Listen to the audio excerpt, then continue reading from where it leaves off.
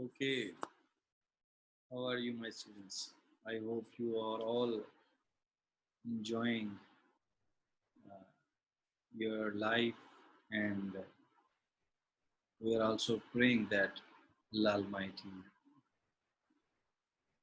remove this COVID-19 pandemic, and Allah Almighty will make us free from this disease pandemic, and then we will continue with our normal routine as soon as possible. So let's start with the second portion of this chapter, CSP. And we know that this CSP is for constraint satisfaction problem. So in the first part previously, we have seen something very much important, that is the crypto arithmetic puzzle, as you are seeing on this slide, and we calculated all these values. So it was very much fun actually. So now let's start with this second portion, and this second portion is about backtracking and the things involved in the concept of backtracking. So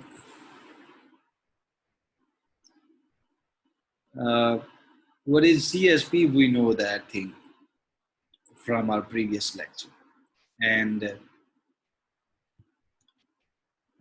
the standard searching mechanism in a CSP is discussed here on this slide. So, but this is very much fundamental approach. When we will move on to the next topics, we will make additions in this basic concept of searching in regard to CSPs. So, in this fundamental formulation of CSP, or you can say in the standard search formulation of CSP, following are the concepts involved, as I am highlighting with the cursor. First one is the initial state, then we normally think over the successor function, and then finally we think the last one, which is the goal.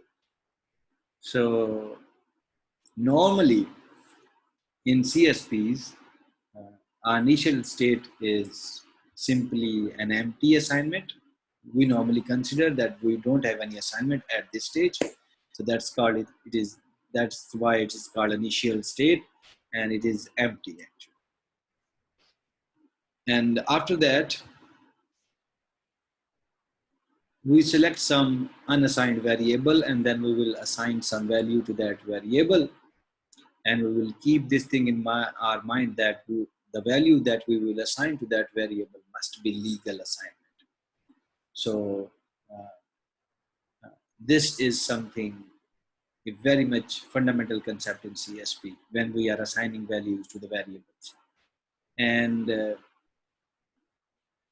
if there is no legal assignment, then normally the solution for the CSP become fail.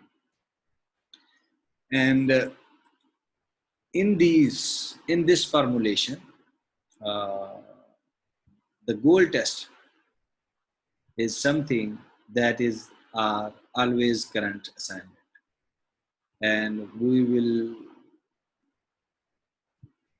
keep this thing in our mind that this current assignment would be a complete assignment. So we know that complete assignment is something when you normally perform all of your assignments, and all of your assignments are legal, and now at the end you are performing your last assignment, and that last assignment,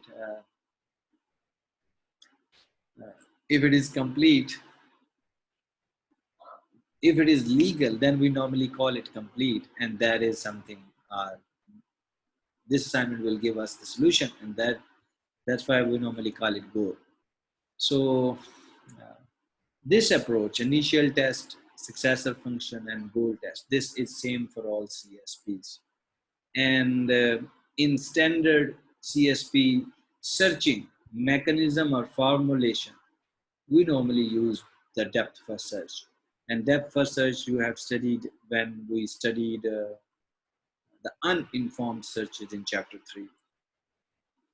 So, so this is not a difficult concept. You know what depth first search is.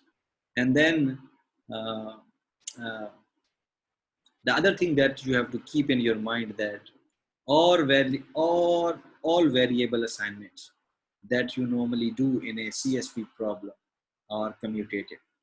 And commutative is a mathematical property. And what it means that if you are going to assign this red to var and green to NT, if y is equal to red and NT is equal to green, then if you just shift the variables like this, NT is equal to green and y is equal to red, so only the position is changed.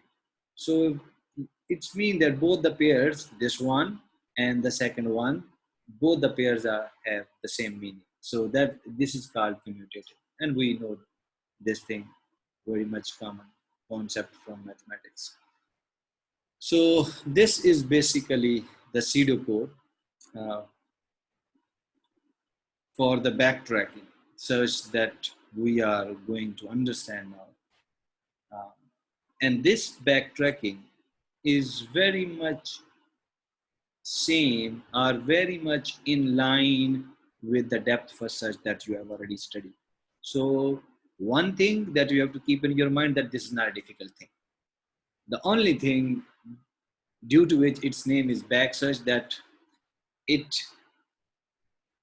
executes its processes depth first in a just like depth first search, and when it fails at some point, then it comes back to the previous step, and then it will continue finding another solutions.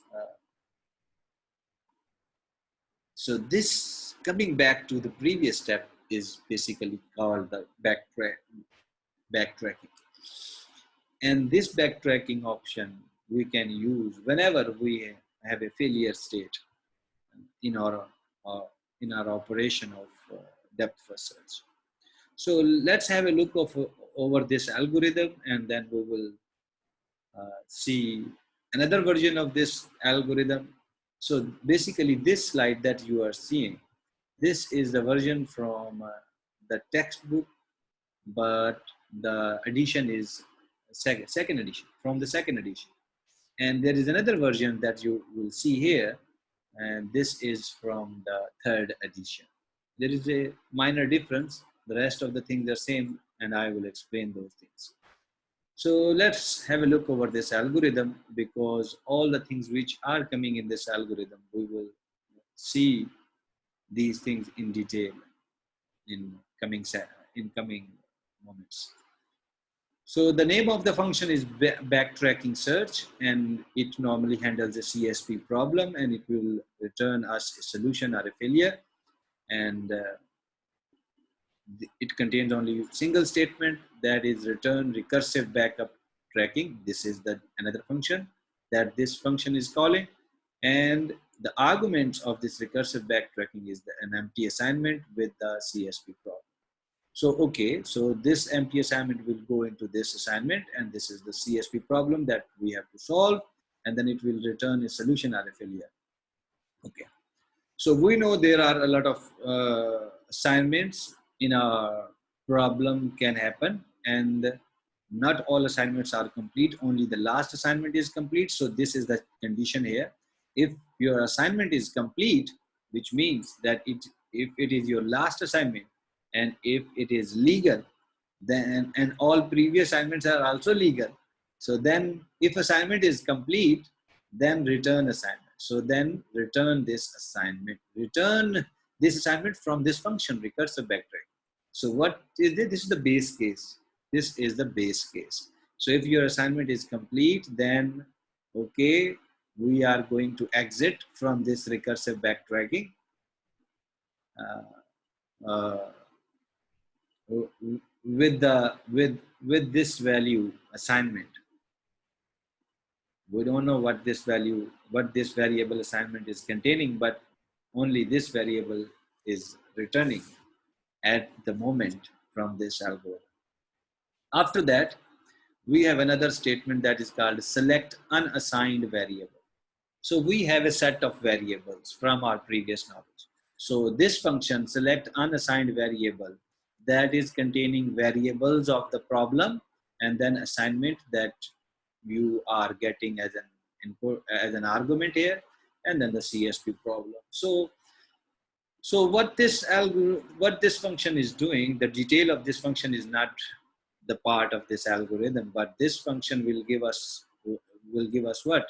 This function will give us a variable from the set of variables, and the variable to whom we have not assigned any value yet. So that variable will be returned to this variable var.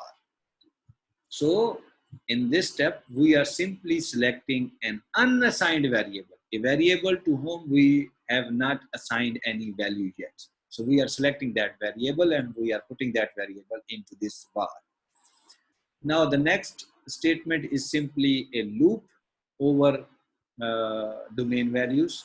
So we know that we also have a kind of a set which contains some values, our domain value, which is our domain. That's why we are saying order domain values. So values are ordered in that set, like red, green, blue in map coloring that we have seen in previously. So you can imagine that. So order domain values, again, it is containing var, this var variable, and assignment and CSP from the previous statement. So this var is something we have seen here. So this loop will execute according to the values, number of values that you have in the domain set, in the set of domain values. For example, red, green, blue are the three values, then this loop will execute 3 times for red, for green, and for blue. So anyhow, let's go on, move on to the next point.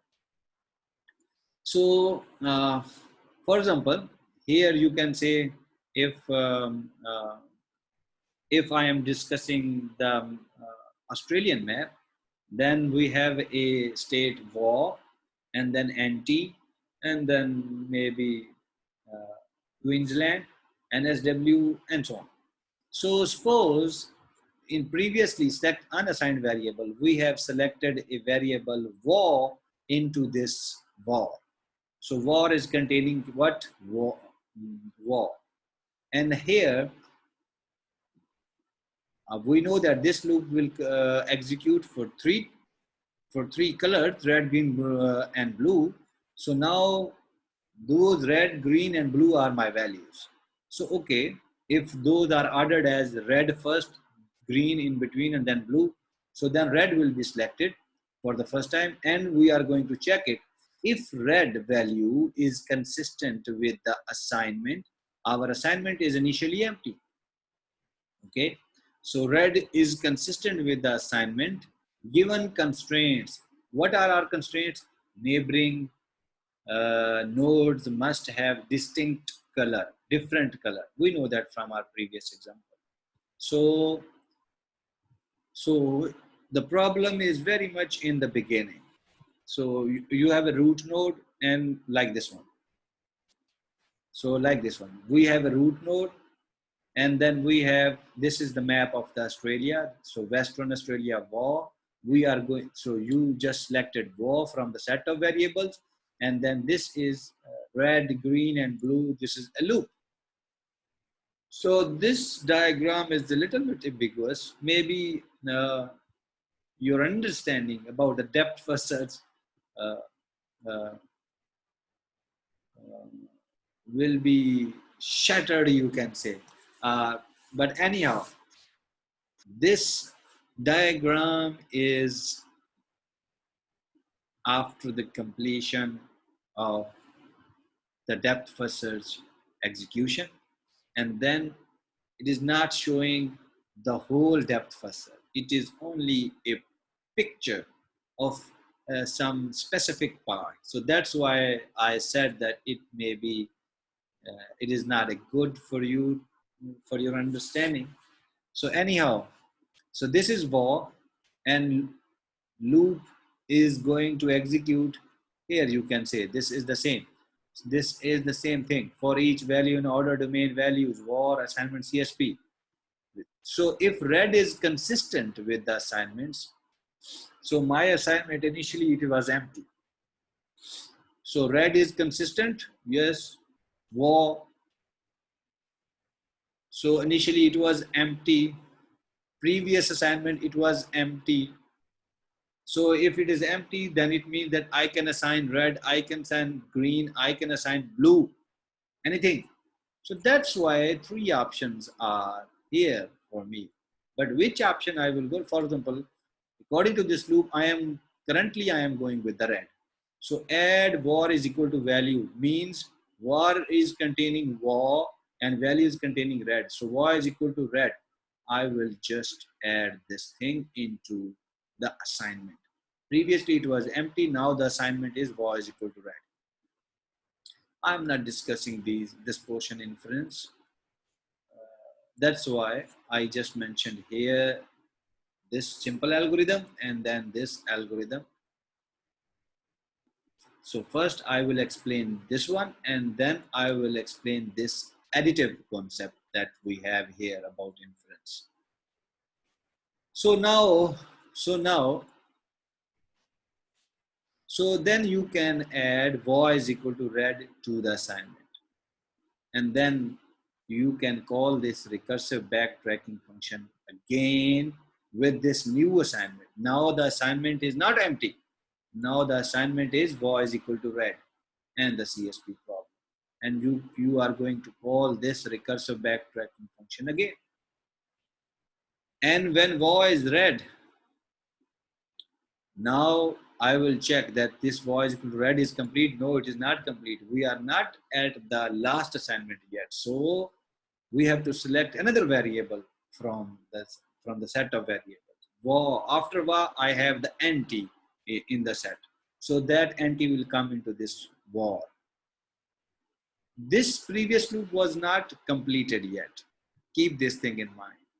This is something recursion, and in recursion, you know what you have to do.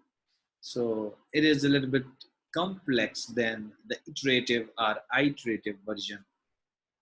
So anyhow, this is not an issue.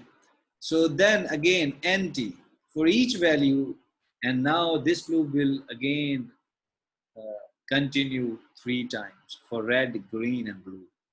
So again, red will be selected.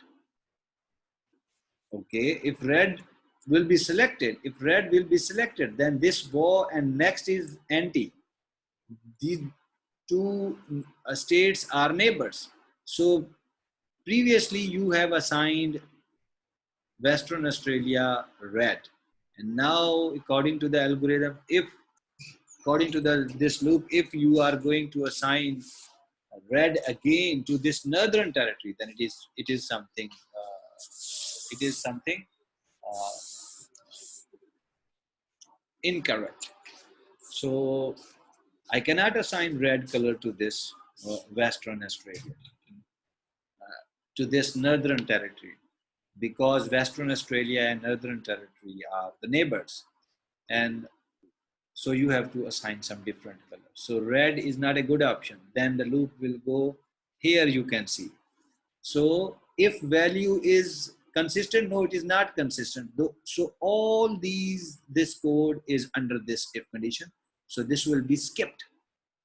And this return failure statement is not under this for loop. So all these statements will be skipped, and I will go directly again to this variable. So the first iteration for red is now false, and now another value will be selected, that is green. So green is consistent with the assignment, with the assignment. Previously the assignment is var. Now you are going to assign green value to the northern territory, NA.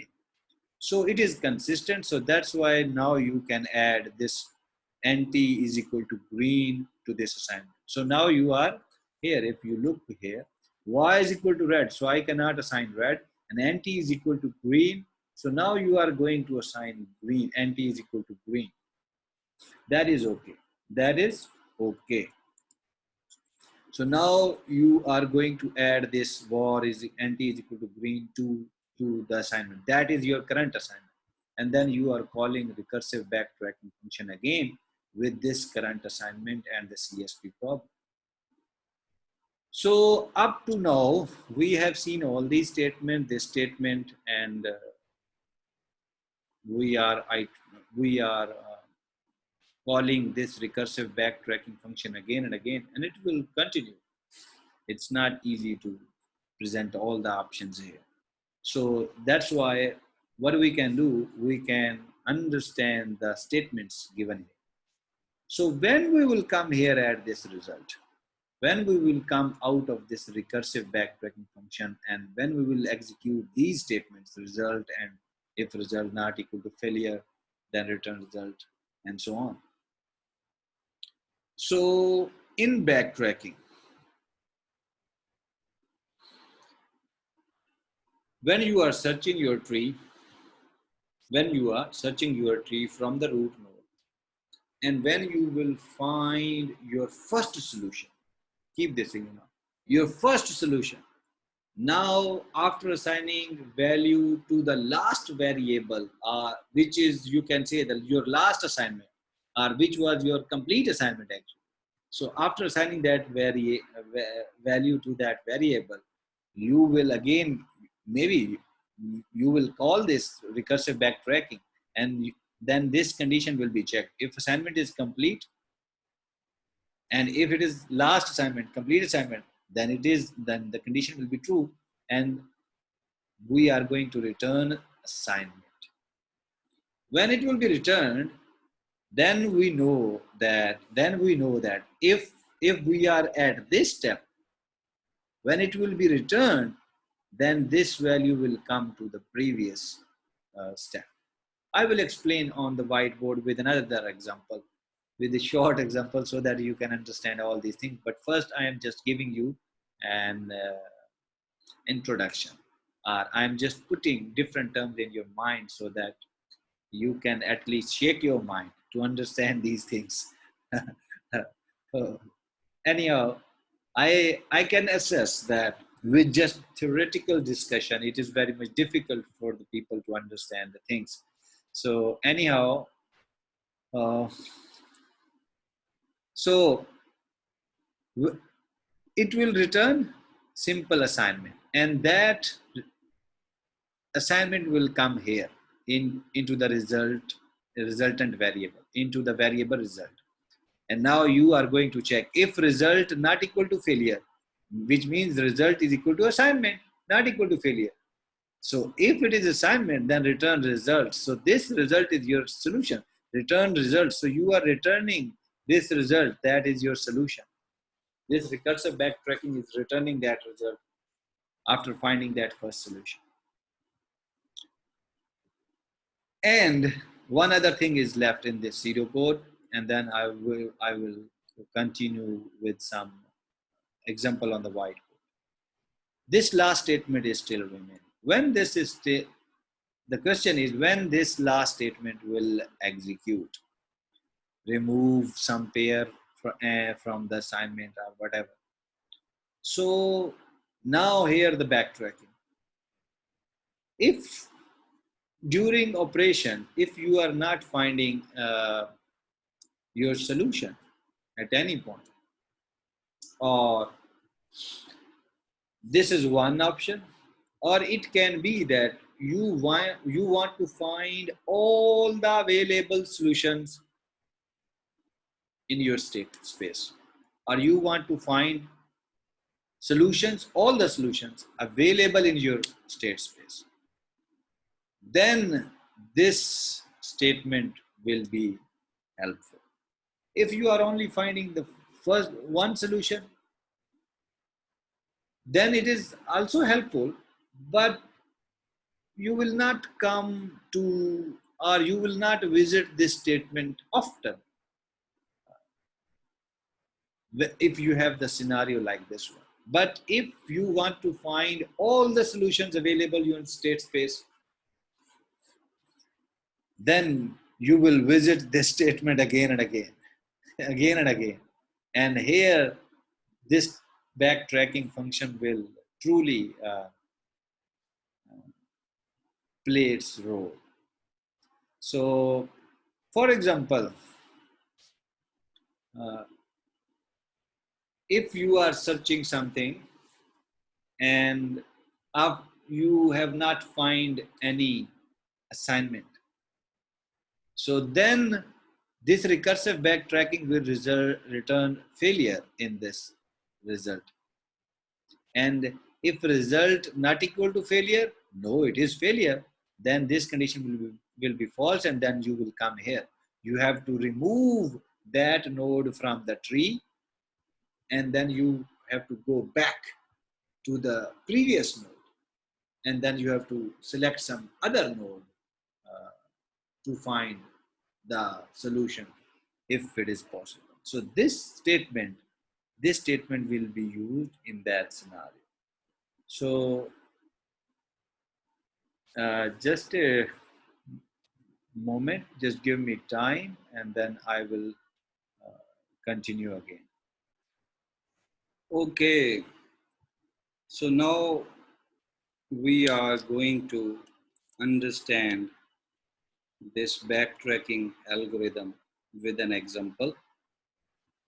So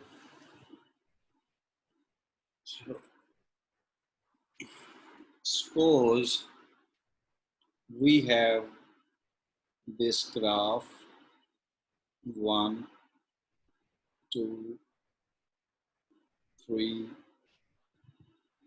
and 4, and this graph is connected with each other. So our assumption is same, that we have to color this graph with values red, green, and blue. And the constraint is also the same, that we have to color these nodes with red, green, blue, but we have to keep this thing in our mind that each neighboring node must have different color. So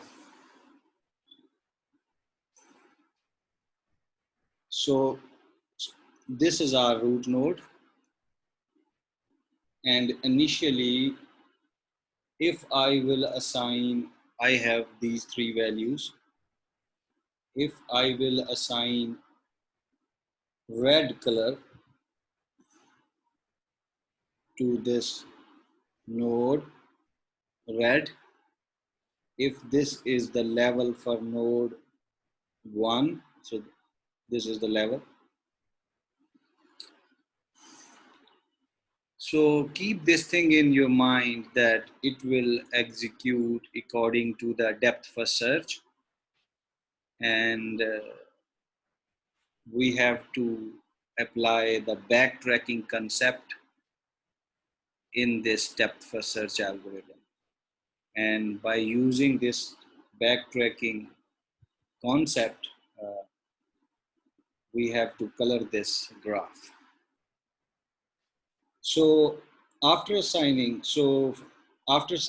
first thing red color from this set, from the domain value, this is something domain values, and this is something unassigned variables. So for node 1, if I have just given the red color to it, then the depth first search will go towards the depth first. So then the second step is that, okay, this is consistent because previously it was an empty assignment. So I can assign the red color without any issue. And then I can move on to the next node, which is for node 2. So now I'm considering this node. After assigning it red, can I assign red color to this node 2? No, it is adjacent. It is the neighbor of this node 1. So assigning red, this is not good. According to constraints will not allow us to assign red color to this node number 2. So this is just the bonding function or the constraint function will not allow us to give red color to this node number 2, n is equal to 2. So then I will select green. Then I will select green from this domain values, and then I will assign this green. Green is, if it is red, then it is green. Both are neighbors, so this green is okay. There is no issue with that one. So then you can assign red. You can assign green to this node number 2. So this is okay according to the constraint set. And then, okay, I have some other values, but I'm not going to those values because this is depth first search. So then I can move on to the next node, which is node number 3. And again, can I assign this? Again, you have to start it from the beginning color. Can I assign red color? Can I assign red color to this node number 3? So this is green, this is red, both are neighbors, both have different colors, no issue. So it means that I can assign red.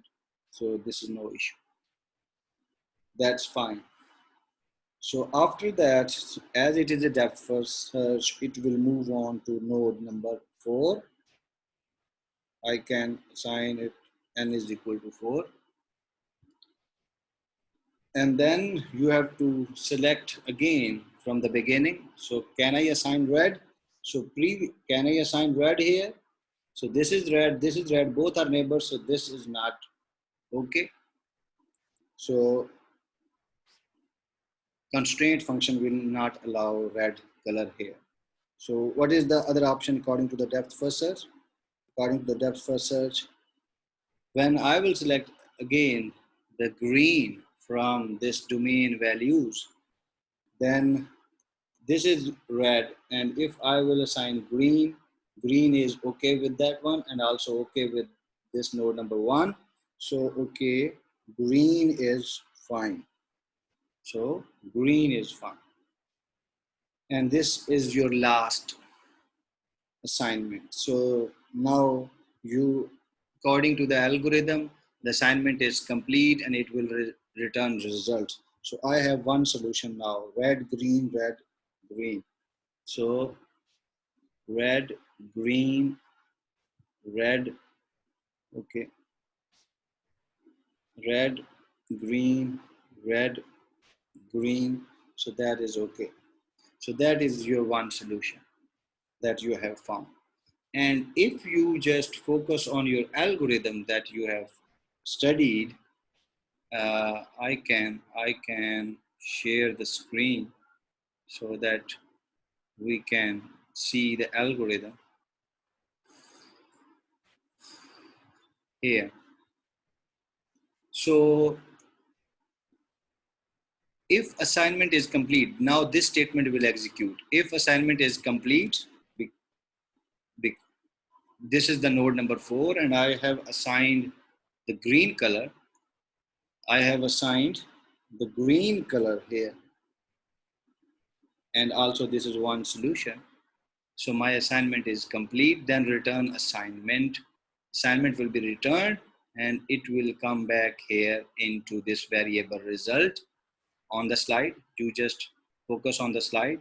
That assignment will come into this variable result. And now the next state condition will be checked. Result not equal to failure. Yes, result is equal to assignment. Then return this result. So return this assignment. So this result is basically the solution. And this function recursive backtracking will give us the solution finally, and we will exit from this function according to this limited pseudocode. So now this is one option. This is one option. Now I'm stopping this sharing of slides, and I want that you focus on this whiteboard again. So that limited algorithm will exit when you will found that solution. Now here comes the other option. If you have to found all the solutions available in the state space, then your algorithm will not uh, stop here. It will give us one solution, that is fine, but it will search for other solutions also.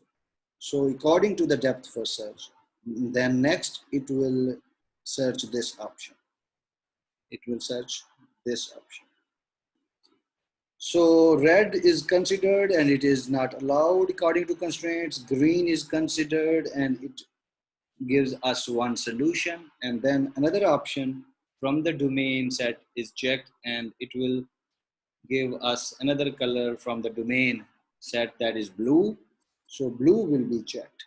Blue will be checked. Can I assign this node number 4 a blue color? So red, green, okay, green, red, okay, red, blue, both neighbors have different and also different from this one. So blue is okay. So I can assign blue color here. And in this way, I have another solution, R, G, R, B. So I have another solution. So now all the three values are complete here. And up to this point, we have found two solutions. When all the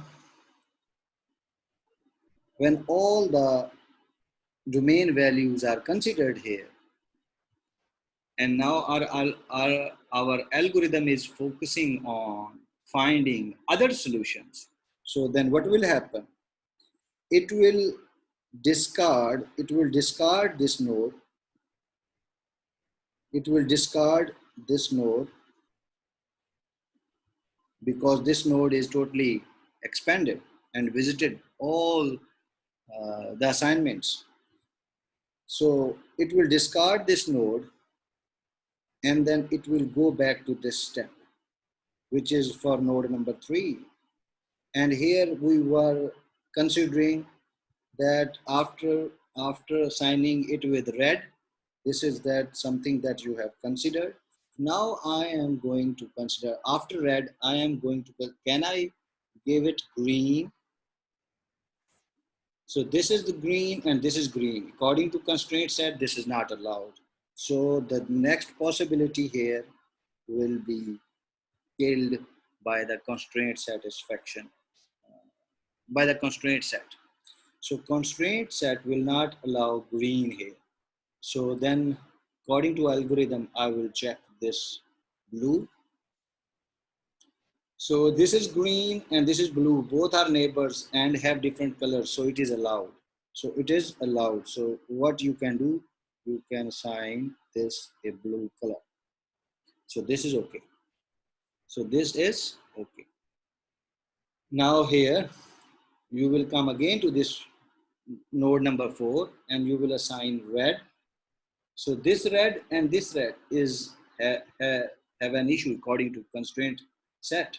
So red is not allowed. So red is not allowed. Okay. When you have assigned blue, can I assign green here? Blue and green both are different. Green and red both are different. So yes, this green is okay. So now I have another solution, R, G, B, G. R, G, B, and G. R, G, B, and G. So blue, green. can I assign, then next option, can I assign blue here? This is blue, this is blue. So both neighbors have same color. No, it is not allowed. So then I can see that this is not allowed according to the constraint.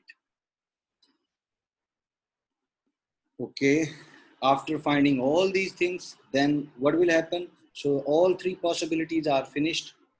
All three possibilities of this node are finished. So what you can do now, you can go back to the previous step. So this is what I am doing. I am performing backtracking. So then I will discard all this thing, and then this is red, this is green, and then I will check. Then I will check this one, this option, red, green, and this blue for node number 2. So for node number here, for node number 2, red and blue, okay, no issue. Now you have to again check, can I assign red here? Yes, red is okay. So in this way you can go on. I don't have a sufficient space here on this whiteboard, so I cannot conclude all the solutions. So one thing is sure, that you will get more than one solutions. And in this way, if you will complete all the possibilities, then you will get all the solutions here. 5, 6, or 7, whatever, how many solutions, I don't know, but maybe you will get all your solutions. So this is basically the backtracking. And this is the benefit of the backtracking, that you will, if you have inconsistency or if you found failure at any point, you can just go back to the previous step, and then you can open up other options for finding your solutions. So I hope now you have some understanding of this backtracking. So now I am going to share the screen slides again so that we can move on. Okay.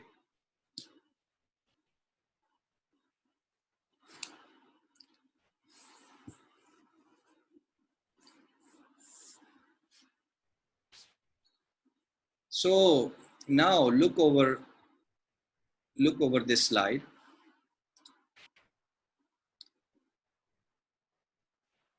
This is the step. When result is equal to failure, then you have to remove that pair along with that assignment, and then you have to go back and you have to open up the other options just to search for other solutions if are possible. So after uh, having a discussion on this algorithm, we know something, that there are some options available in this algorithm. What are those options? Select unassigned variable, order domain values, and so on. So back, whenever you will see the term backtracking in CSPs, then you have to think that this backtracking is according to the depth first search. This backtracking can be according to some other technique. Either it is a breadth first search or A star or something like that. Backtracking can be applied. And in backtracking, uh, it normally chooses a value, uh, or you can say it chooses some variable which is unassigned. Then it will assign some value to that variable. And if that variable has no legal values left or remaining, then it is something called inconsistency is found.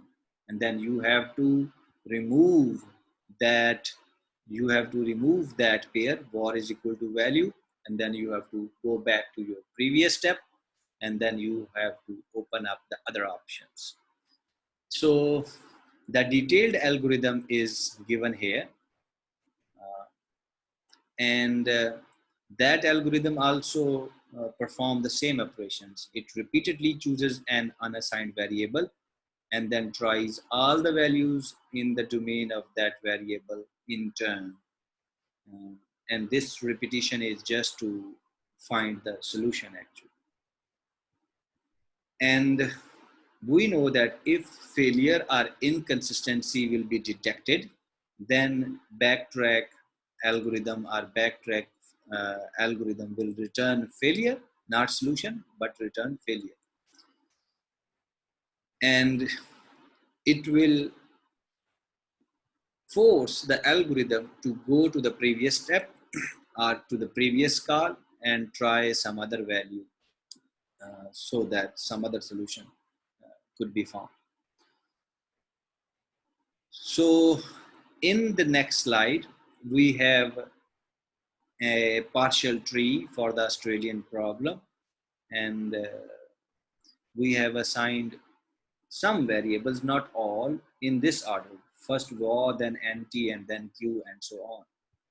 So for example here, so this pseudocode is very much similar to your previous pseudocode here.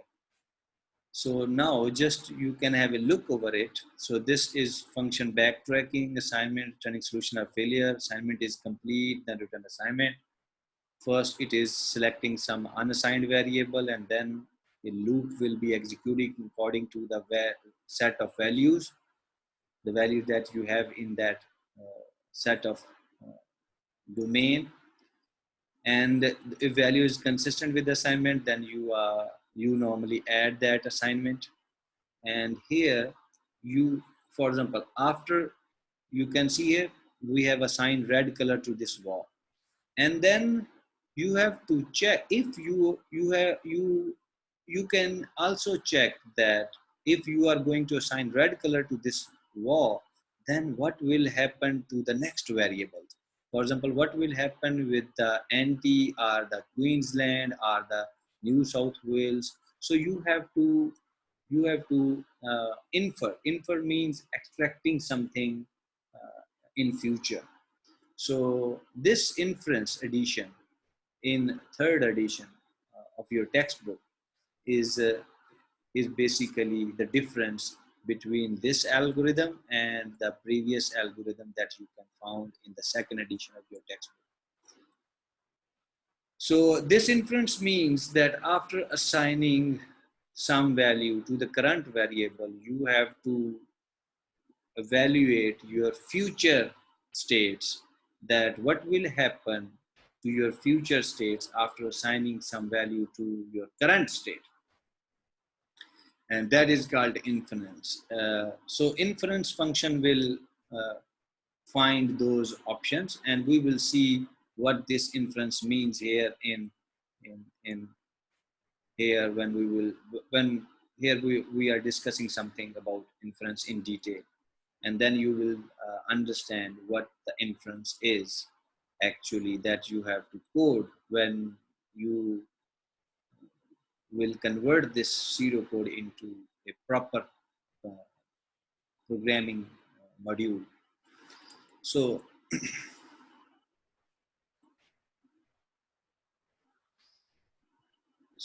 this inference function will calculate those inferences, and it will return those inferences here in this variable. And if inferences, after calculating those inferences, if you will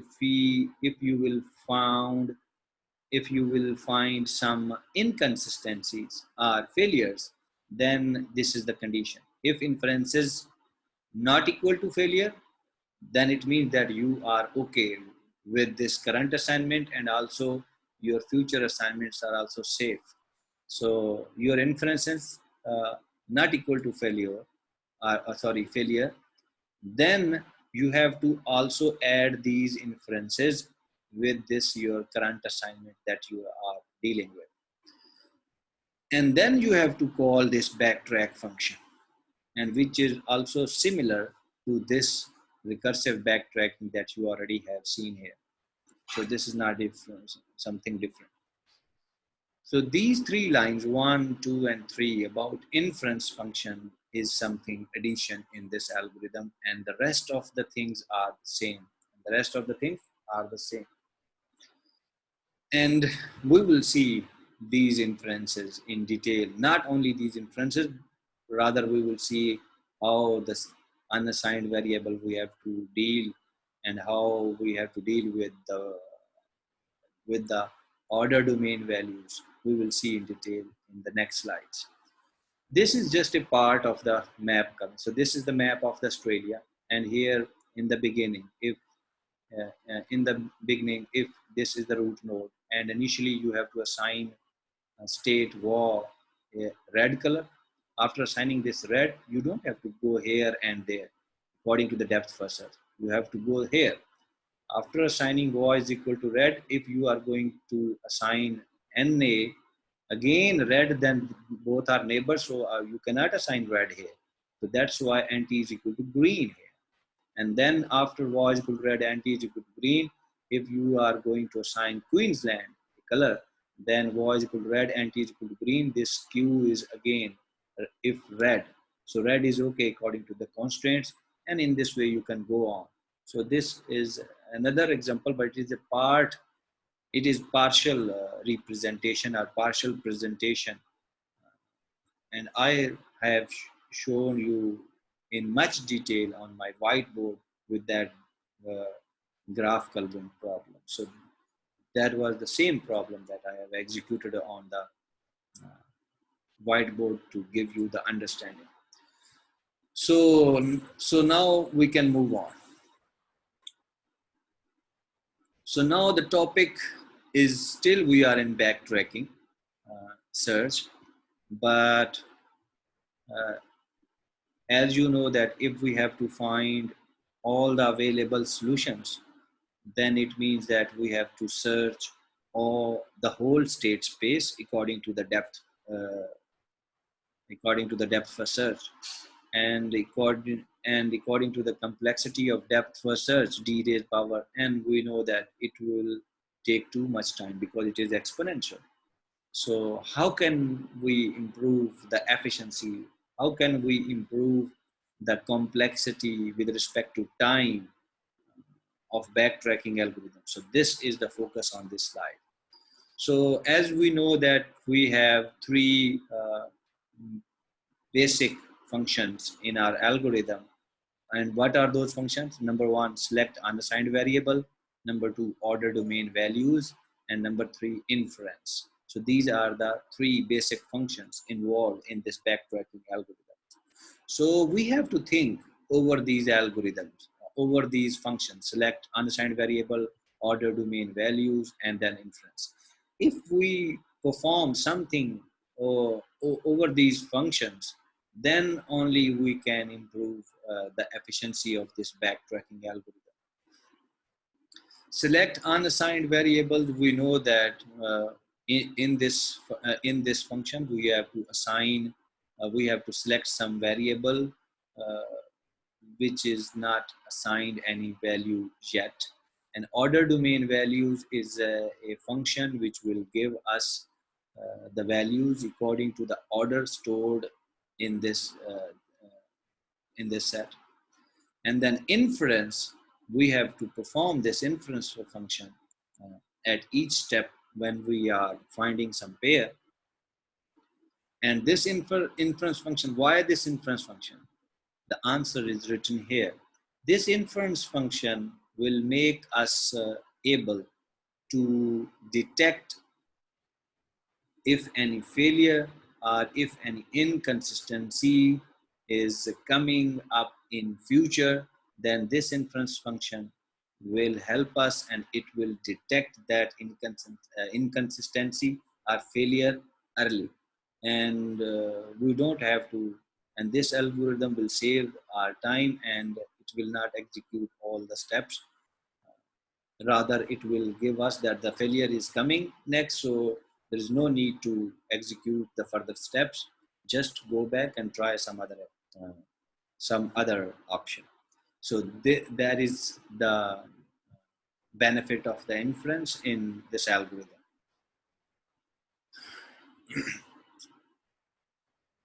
So the last point is a question.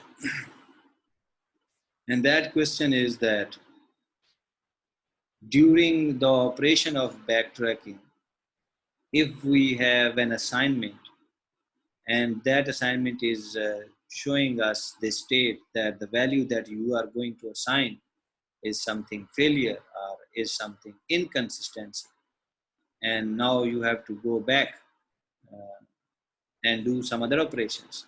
So the question is, so this is the first occurrence of that inconsistency or the first occurrence of that failure.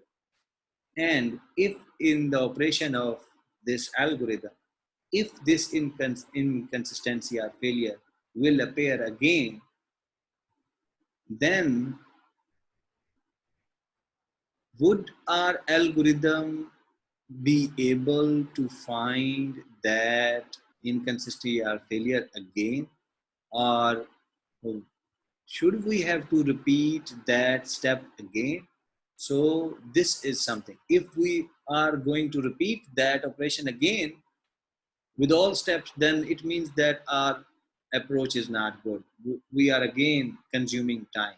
So our algorithm must have to detect, and it will save us from repeating those steps again if it is a failure or inconsistency of a similar kind. So, to understand these things, are these kinds of inconsistencies are failures. How can we detect that? We know that there are three functions that can help to improve the backtracking efficiency. And now we will see that the first two functions are, the first function is unassigned variables and the second is order domain values. So now we are going to discuss variables and value ordering, only these two functions.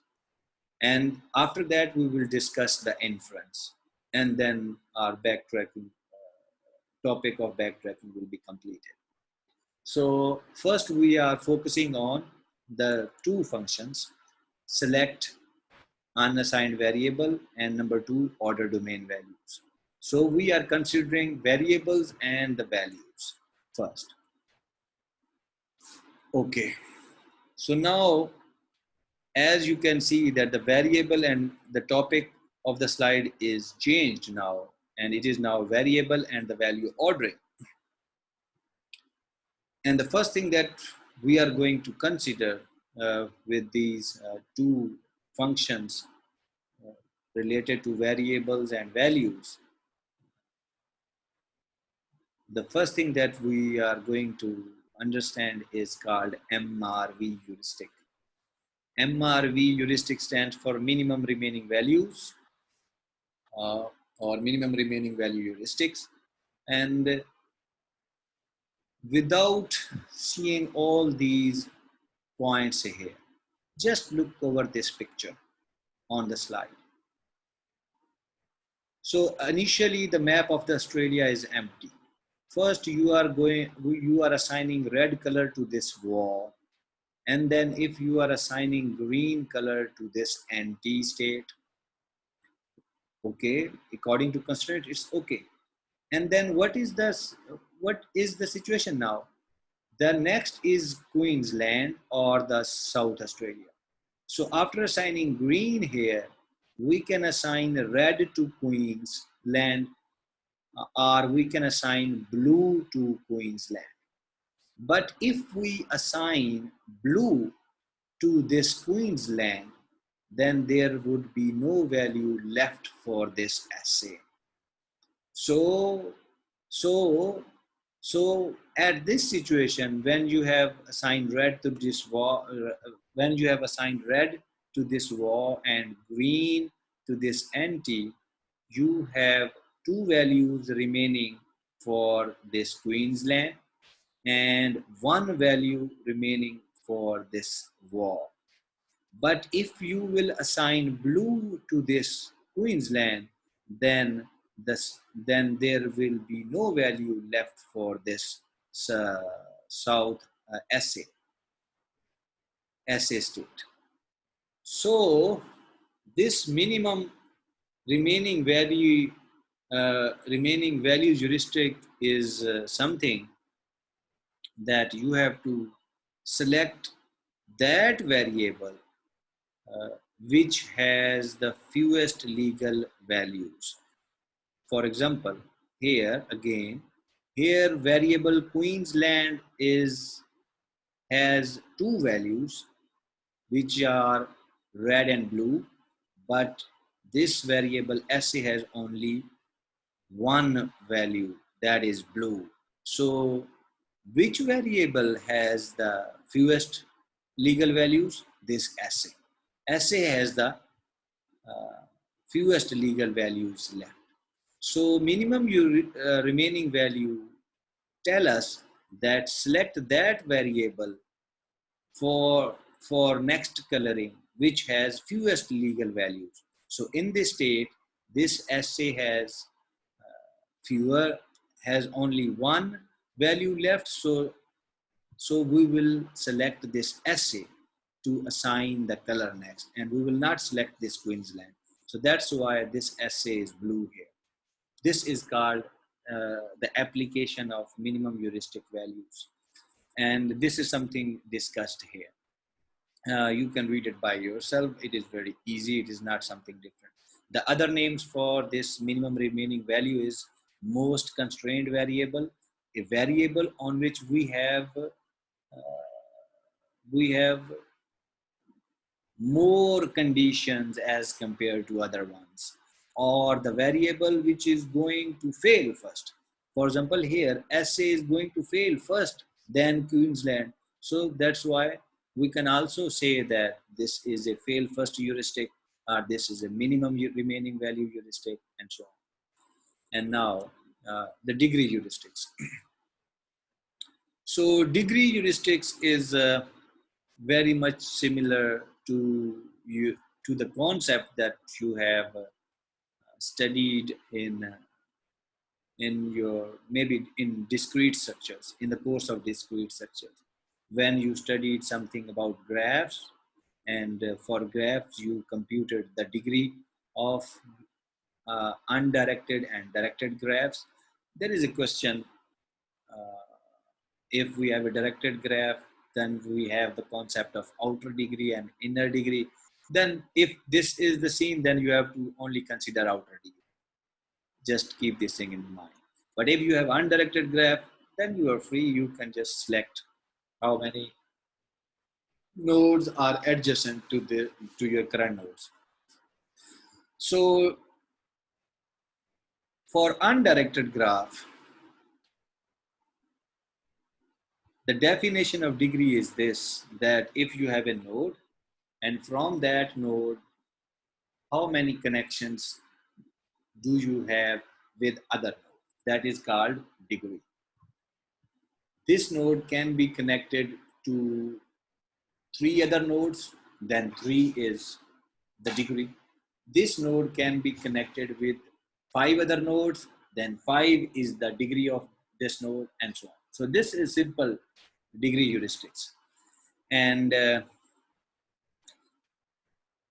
first point is saying that the previous heuristic, which is MRV, that heuristic does not help at all in choosing the first region to color in Australia.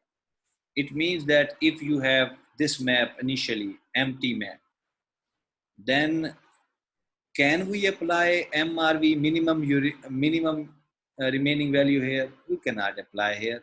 The minimum remaining value concept is that you have to select variable with fewer options.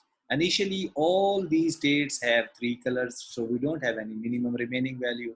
So in this way, MRV heuristic is not helping us in this situation when all the states are empty.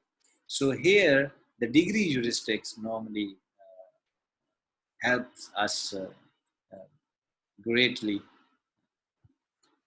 So initially, now degree heuristic will come handy, and you can select a variable which has the highest degree as compared to other one.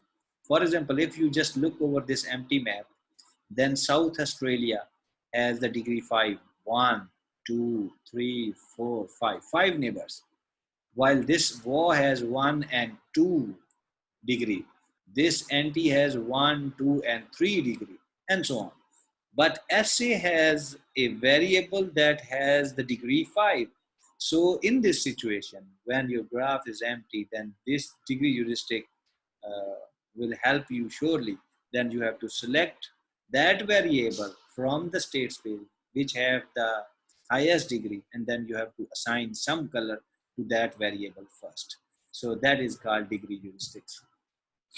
And you can read these things here on the slides. I tried to write all these things for your guidance in points here.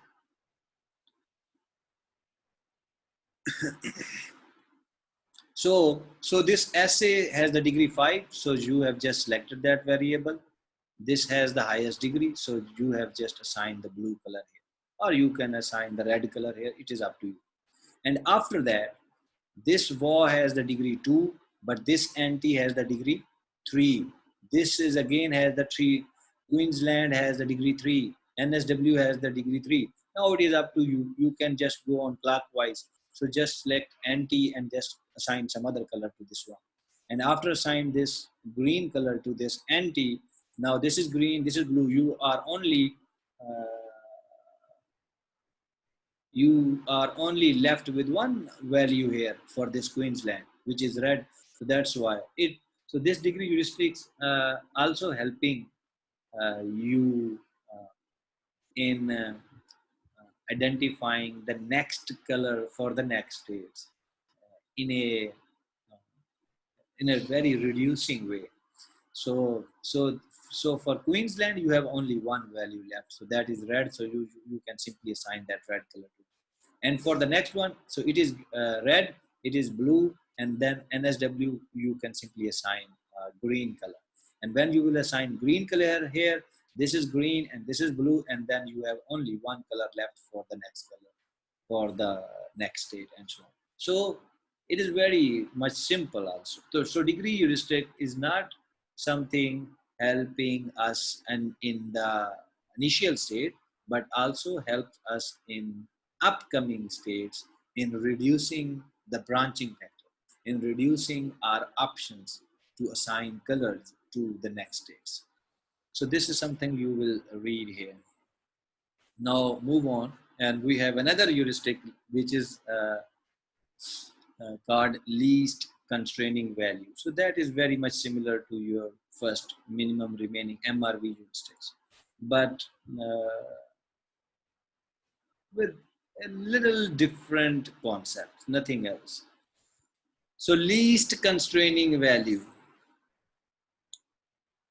If you just look over here on this example, after assigning this red to war and after assigning green to this NT, now the situation is that I can assign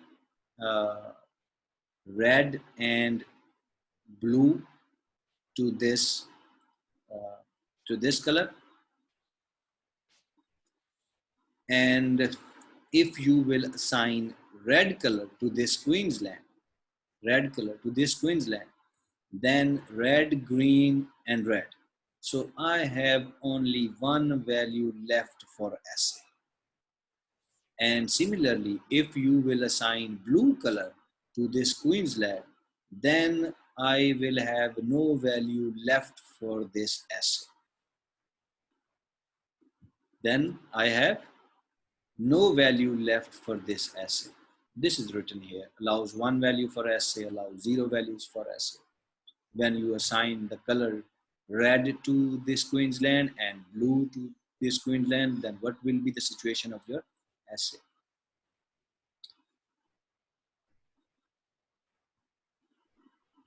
So this heuristic, least constraining value,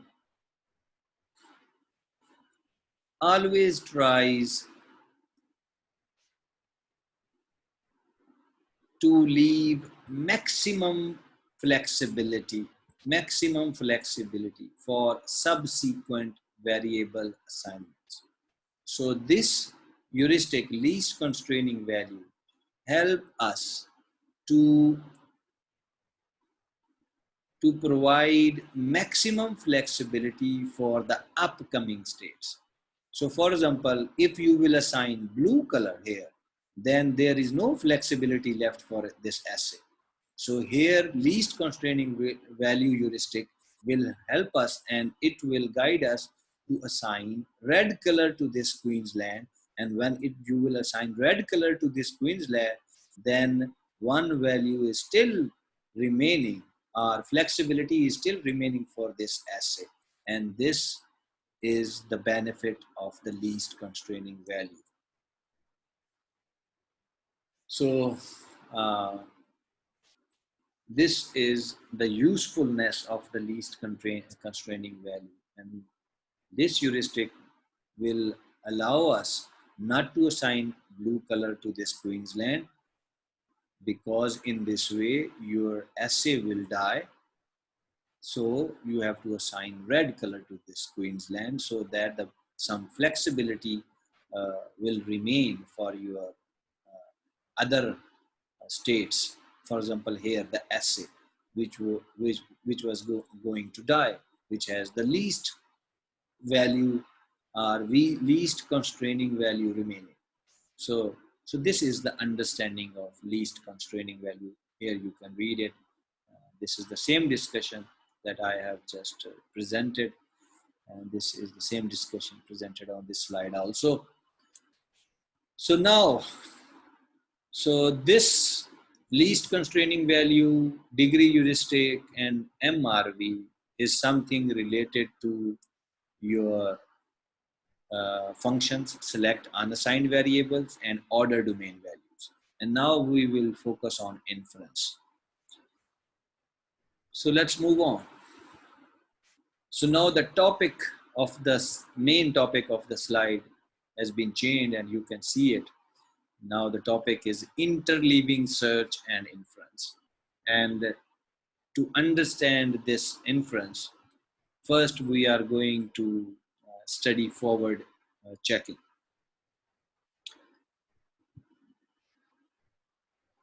From the concept of inference that we have seen here in this algorithm, I told you at that time that inference is something that you have to calculate something for your future steps. For example, if you have assigned some value to your variable, that is your current situation. But after assigning this value to this variable, what will be the effect on the upcoming states? You can evaluate that effect through inference. And now we are going to look over that inference. So the first thing that we are going to study in inference is forward checking. So according to its name, we have to check something in forward direction. That's why it's called forward checking. And this forward checking is the simplest form of inference, or simplest method of inference. And in this forward checking,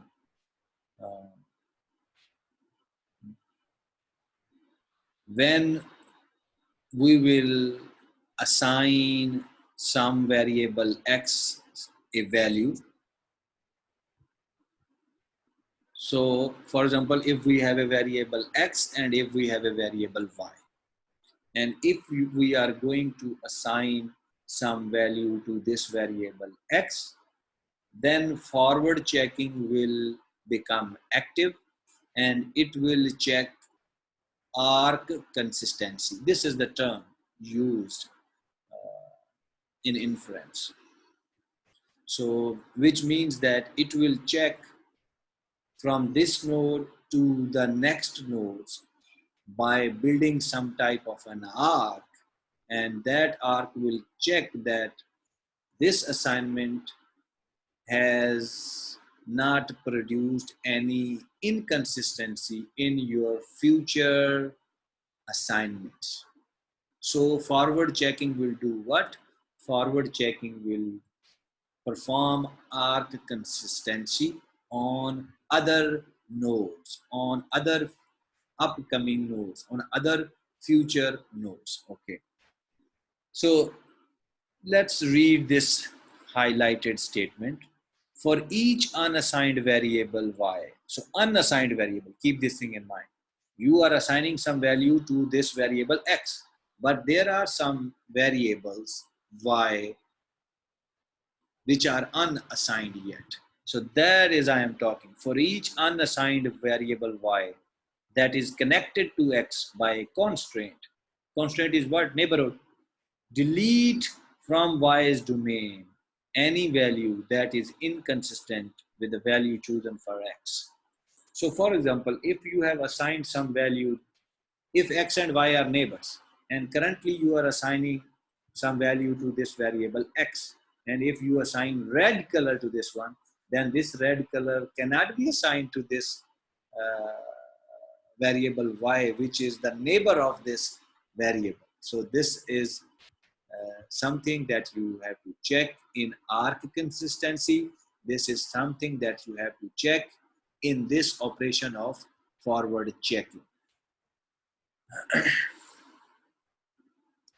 For example, now look over this picture here. So this is the map of Australia, and these are the states WA, NTQ, NSWV, SA, and T. So initially we have three colors for all the states. We have three colors available for all the states. So, but when you will assign red color to this WA, here you have assigned red color.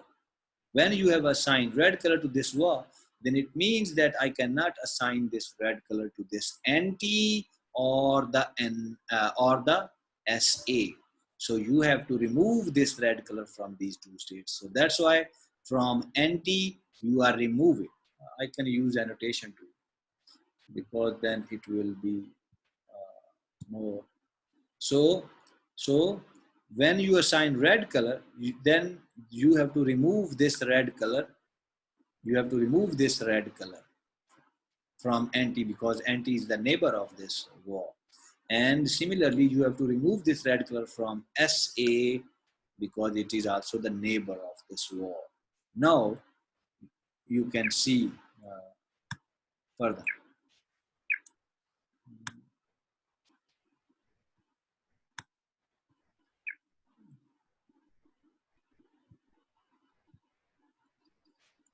So now move on. So this is something, so this is arc consistency. After assigning red to wall, you are removing this red from NT and SA. And similarly, after assigning green color to this Queensland, you have to remove this green color from its neighbors. And what are its neighbors? This NT is neighbor, this NT is neighbor, this SA is neighbor, this NSW is neighbor. So from NT, we are removing this green, and similarly, we are removing this green in NSW. Similarly, we are removing this green in SA. And similarly, we can see if you assign blue color to this state Victoria, this is Victoria V, and if you are assigning blue color, then this is the neighbor of NSW and SA. So you have to remove blue color from NSW and SA. So you have to remove blue color from SA, which is SA, and also NSW. And have a look over. So this is something which is called forward checking simply. But you have seen some issue here. Issue is that there is no color left for SA. So anyhow, this is not an issue, but this is not the problem to discuss for forward checking. But if I have to discuss the drawbacks of forward checking, then this is the issue. Then this is the issue, that you are seeing that there is no color left for SA, but forward checking is not checking this thing. So you will see here the last point. We can read it. Because forward checking only does arc consistency inference. So forward checking do what? Forward checking normally perform arc consistency. And arc consistency is what? If you are assigning some color to this variable, then you have to remove that color from its neighboring state. That is arc consistency finish. Khalas. So there is no reason to do forward checking if we have already done arc consistency as a pre. So this is saying that if you have done arc consistency without naming it forward checking in the pre-processing step of your algorithm, if you have already done that, then there is no need to perform this forward checking actually, because that is the same thing. So this point is just saying this thing. So just move on. So drawback in forward checking. We know what is the drawback in forward checking from our previous discussion, but you can read it. Forward checking fails in detecting all inconsistencies. So some inconsistencies forward checking is able to detect, but forward checking is not able to check all type of inconsistencies. It makes the current variable are consistent, but does not look ahead and make all the other variable are consistent. So what is the purpose of forward checking?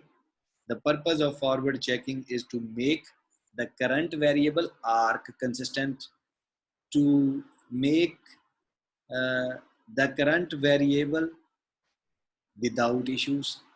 Arc consistent means checking upcoming nodes and removing this color that you have assigned to this variable and removing that color from the upcoming variables. That is our consistency. So, and we have seen that forward checking is quite able to handle the current situation, but it does not look a little bit ahead that there is some if that there is something lying as a problem, but forward checking is unable to detect that issue. This is something we have seen. For example, consider in figure when we assign var red, q green, both nt and sc are forced to blue. So when we assign var is equal to red and q is equal to blue, so and if we have to assign some color here, nt and sc, what color I can give to this nt? Only blue. And what color I can assign to this sc? Only blue. And this is a collision. And this is a collision. This is something that forward checking cannot detect. You can say that this is something forward checking can detect, as you have seen previously, but this is something forward checking is not able to detect, because here in this example, we have forced two states to have a blue color, and those two states are again neighbor.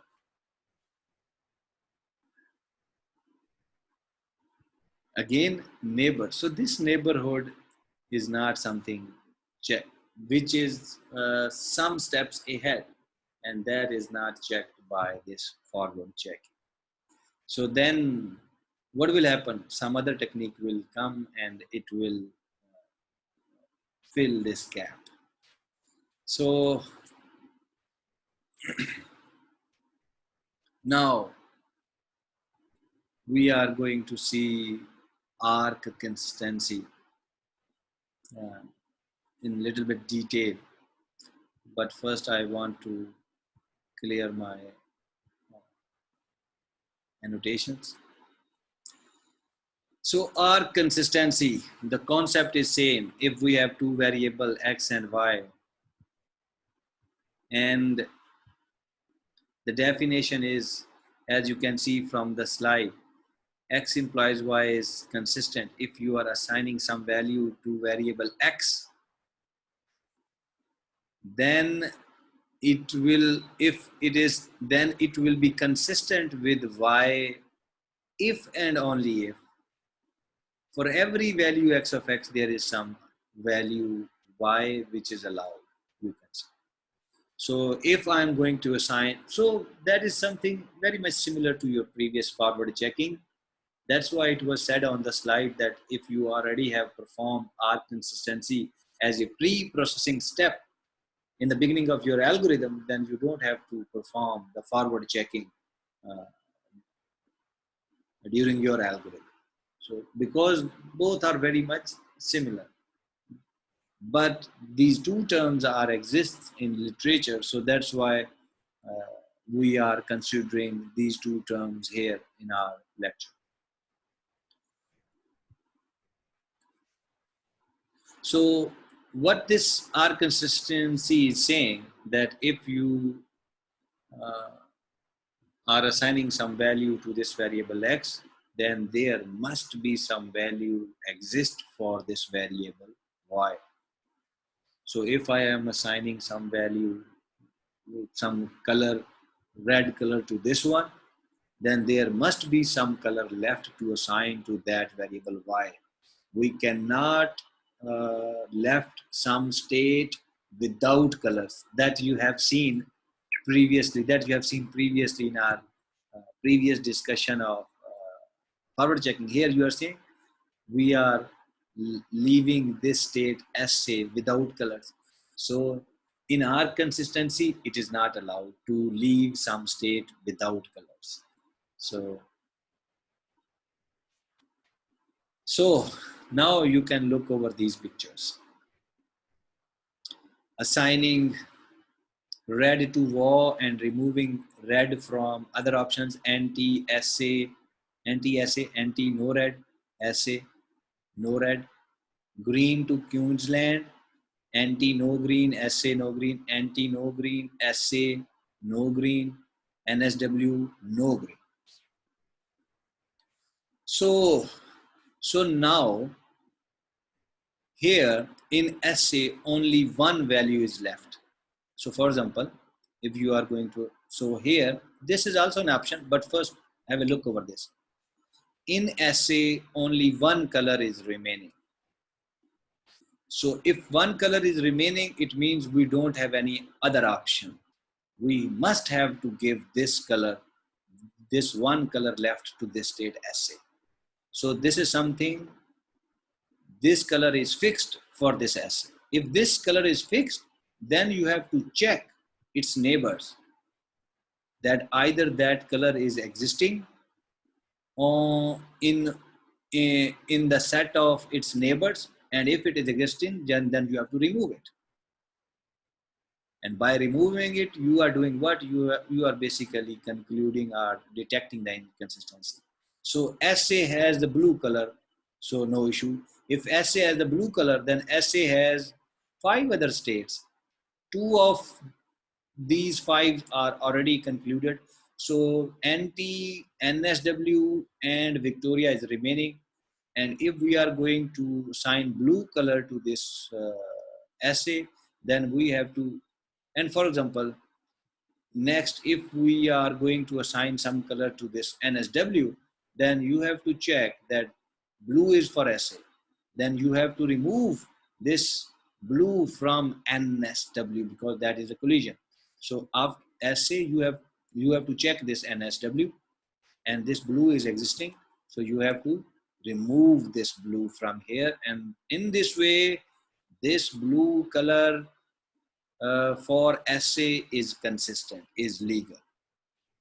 Before that, here it was not legal because SA is the blue and blue is also available for NSW. But after removing it from NSW, now this blue color for SA is legal and inconsistency has been removed. Similarly, just move on. When you remove this blue from NSW. This R consistency doesn't mean that it is only for that step. It will check further variables, because now you have removed some color from this NNW, and when you normally remove some color from the set of a state, then you have to check its neighbor also. So now this is the step that you have to perform. So NSW is this state. And what are the neighbors? Victoria, which is left. So, and we have started from SA.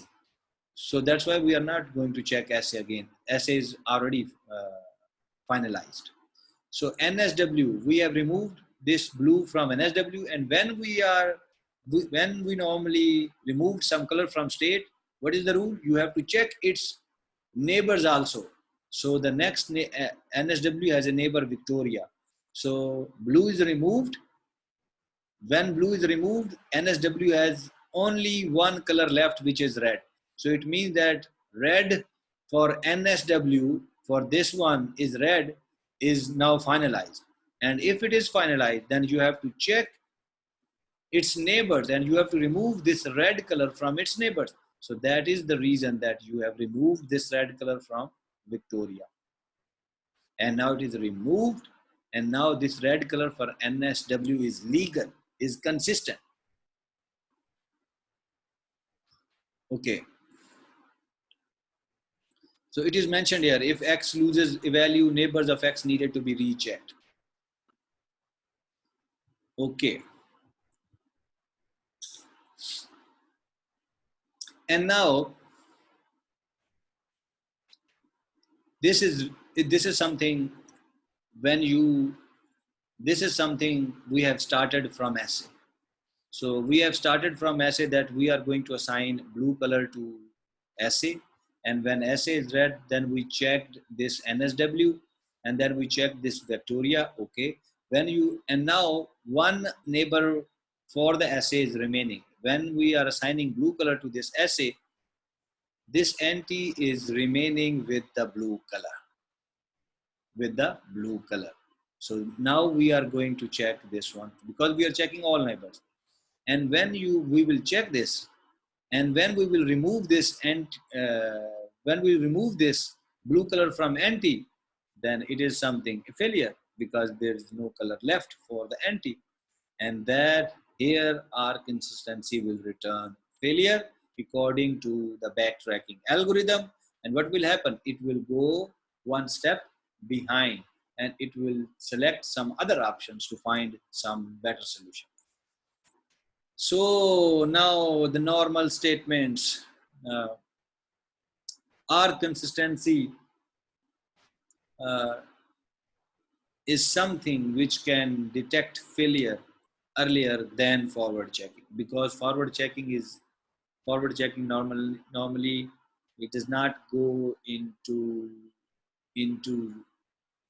the very much depth, but this R consistency has a mechanism to travel into the depth and find some kind of inconsistency if it is lying in the problem.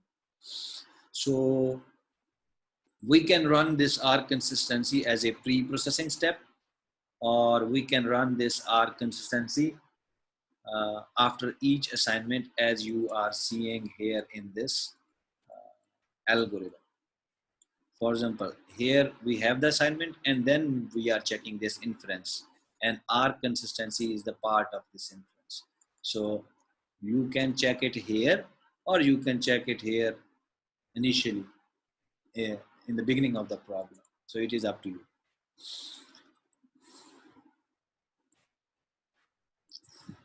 So I am hoping that I am on the maybe on the last slides, maybe this one, oh, 1, 2, and 3. So anyhow, so intelligent backtracking. So we have seen something regarding backtracking, but we can make backtracking more intelligent. Up to this point, we have seen that when some failure or when some inconsistency will be found, we can go one step behind, and then we can search for other options. So this is only one step behind. So that is the backtracking. So here on this slide, we will try to say that sometime only going one step behind is not enough, because the problem was not lying at that one step behind. Sometimes the problem lies more than one steps behind. And then in this situation, what you have to do, you don't have to go one step behind. You have to jump all these steps, and you have to jump over that particular point of the problem, and then you can find some other options. And by doing this, you can save a lot of time. So this is something called intelligent backtracking. And in the first step, we are saying that the backtracking search algorithm that we have seen so far is will be executed according to the order of variables that you have placed in the set of the variables. If var, anti, q, this is the order, then first you will select var, then you will select anti, then you will select q. So that is something order already defined in that variable set. That is chronological order. And if backtracking will execute on this order, then that backtracking will called chronological backtracking, or the backtracking according to the variables lying in the variable set. So that is the first point saying here. And then the second point is just explaining the problem in this chronological backtracking. So if we have a if in simple backtracking, if we have a variable set fixed like this, q, nsw, v, t, sa, var, and anti, if this is the set, and if this is the order of the variables, and if and suppose if you have assigned red color to q, green color to nsw, and v blue and t red, so now imagine the map of Australia in your mind. Q, you have assigned Q red. I can, maybe I can use this whiteboard to.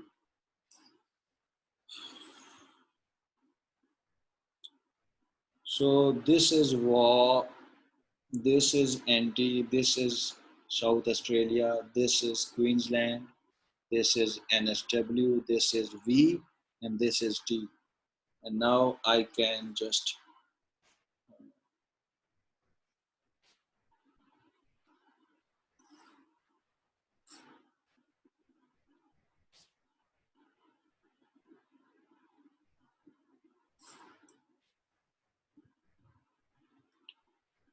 so SA is the neighbor of this one, and SA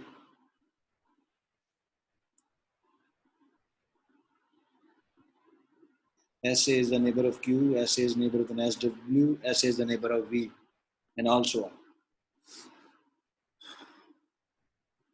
So what I'm saying, if you assigned red here, green here, blue here, and T you have assigned red here. Now I can stop sharing and then you will understand. So just have a look over.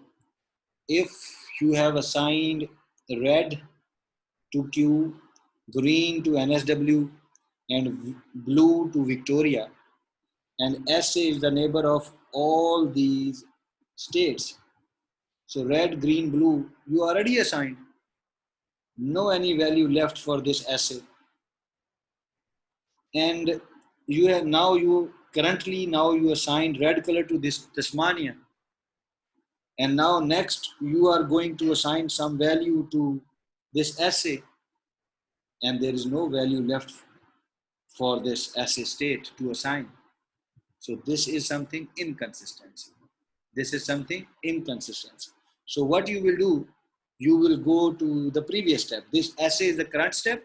You will go to the previous step, that is T, and assigning any color to this T, red, green, blue. Currently it is red, and if you will assign green to it or blue to it, this will not solve your problem here, because this Tasmania is something independent, a separate state. It's not the neighbor of this SA. So it's just silly. So the problem is not lying here. Problem is lying here with this set, this Q, NSW or V. Maybe we don't have to change options here. We have to change options here. So that point on that slide is saying, look over here. So look over here. So after assign red to Q, green to NSW, blue to Victoria, and red to Tasmania T. Now if we have to assign the color to SA, then every value violates a constraint. So if you will assign red, it is not possible. Green, not possible. Blue, not possible, because constraint is not allowing you.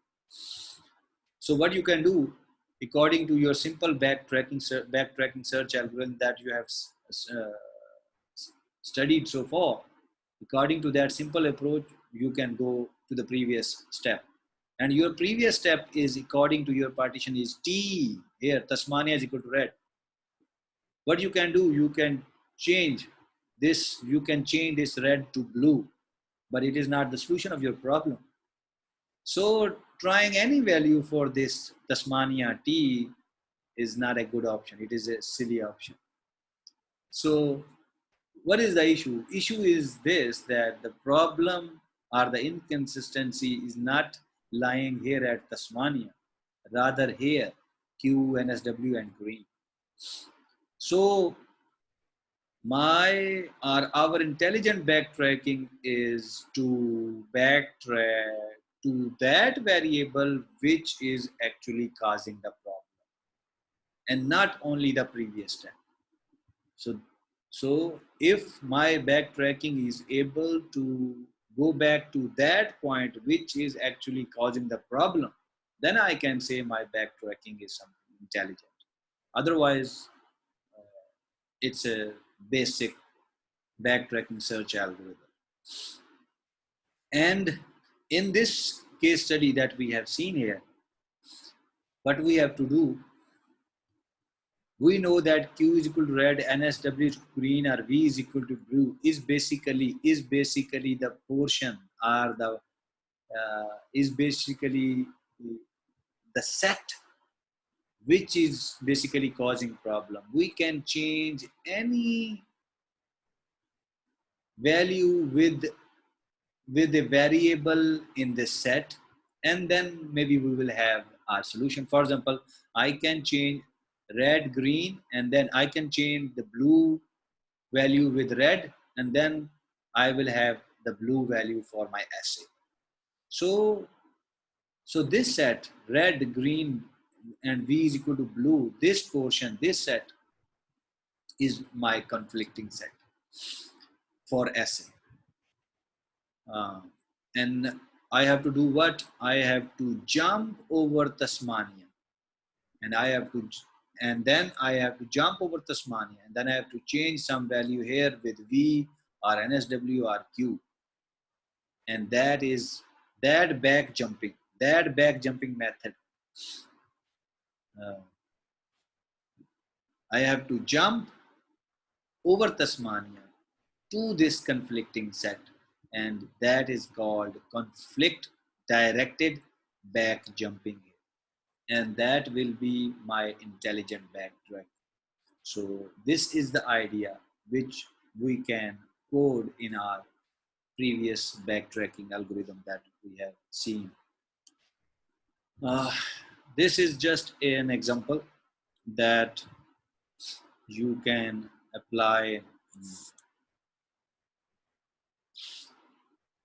You can apply the CSP approach to solve your 4 queens problem, and this is just a formulation in 4 queens problem, and this is similar to 8 queens. Now we have 4 queens. We have to place the queens and none attacked. So here in this problem, we have states 4 queens in 4 columns and 4 d raised power n. So 4 multiplied by 4 is equal to 50 states that we have to check. Operators. So we have to move queen in columns from left to right or whatever. In columns, we have to move queens. This is the operation that we have to perform. Our goal is that no attacks or none of the queen will be in attacking position, and we can use this evaluation function h of n are heuristics, number of attacks. So for example, this is my heuristic. If for initially, if you are here, if this is the state you are seeing here on the slide, so all queens are in attacking mode. So one, this one, this one, this one. So h is equal to 5. My heuristic is the number of attacks that are in any state. So this is one state now, and in this state, the number of attack is 1, 2, 3, 4, 5. 5 attacks, which is my heuristic. So I have to do what? I have to reduce these attacks. I have to reduce these attacks. So in the next step, I can perform my operation, which is the moving of queen in column. I can move my queen in columns. I can move this queen in this column. I can move this queen in this column, and so on. So I can shift this queen to the higher position like this one, and we can say all the constraints 1, 2, 3 connected with this queen are vanished, and now we are only 2 attacks left here in this scene, where h is equal to 2. And in the next step, we can just shift this queen to the lower cell in the same column, and then we are removing these number of attacks, and then h is equal to 0, and this is my solution. So this is an idea that you can find. So this is what 1, 2, 3, 4, 5. This is your constraint set. This is your constraint set. And these queens are your variables, and moving these queens to different position is your values, or simply you can say these. Okay, I think it's clear. It's not too much difficult, and I am also being tired. So next topic is local search for CSPs. That is the small topic in your textbook, and it is recommended to read it by yourself. This is not something difficult. You have studied hill climbing and simulated annealing in your previous chapter, and how you can implement those problems by using this CSP. The idea is discussed here in this section, local search for CSP, in the textbook. So you can read it by yourself. And then there are some additional readings that you have to study. The structure of a problem, you have to see section 6.5, and similarly constraint, propagation, inference in CSPs. I have also explained this thing, but you can also read these things by yourself if you want to find some other details. See section 6.2. I don't think so that this is something that you have to read, but if some student is not getting the concepts from this lecture, then this material, which is a repetition, nothing else, will help you, I think, to understand what you have not understand yet. So this is your lab project number 6. This is the experiment that you have to perform. You have to perform the graph coloring using CSP, and then you have to perform crypto-arithmetic puzzles that you have studied previously in the previous lecture. Uh, this is the web page or the link that you have to visit. You will find the source code for the graph coloring. You have to download that source code, and then you have to modify. And after modification, then you have to report that what what you have seen in that assignment. What was the input? What was the input data, and how your algorithm processed that data, and what is the output that you have achieved after doing that experiment. And same is a thing that you have to perform for the crypt arithmetic puzzles. The link is given here. You can simply download the source code and you can apply the same concepts here: input, processing, and output, and then you have to report accordingly.